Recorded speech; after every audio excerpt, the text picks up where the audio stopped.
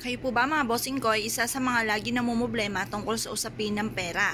Ako po ay may tuturo sa inyo na isa sa mga pamamaraan upang sa ganon, instead na mamumblema po kayo ay tuloy-tuloy ang pasok ng swerte at kayo po ay mas maging malapit lalo na sa usapin ng pera.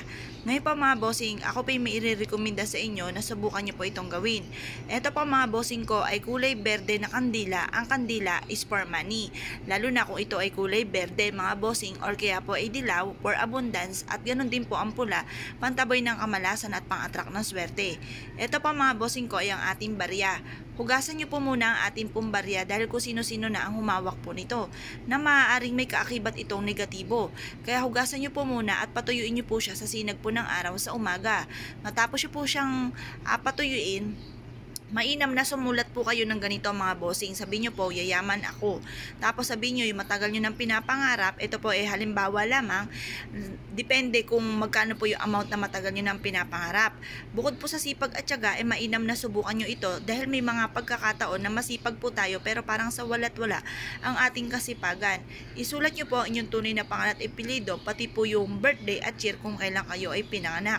At pagkatapos ito mga bossing ko, ito po isusulatin po ninyo na nakaharap sa may silangan na 6:30 or kaya po ay alas 7 at kayo po ay ima-mindset nyo na kayo po ay magtatagumpay.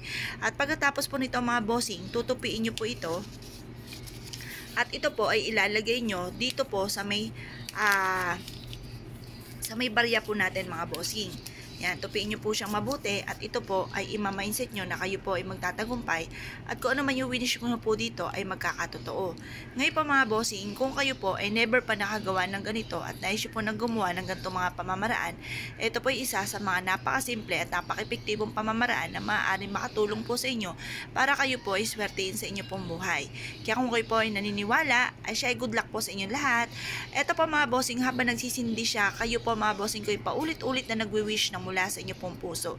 Pagtapos na po kayo mag-wish mga bossing ko, hihipan nyo po siya at ilagay nyo po ito sa may altar po ninyo or kaya sa center table po ninyo mga bossing. Makakatulong po ito para humatak na maraming swerte lalo na sa usapin ng pera. Kaya kung kayo pinaniniwala, good luck po sa inyong lahat.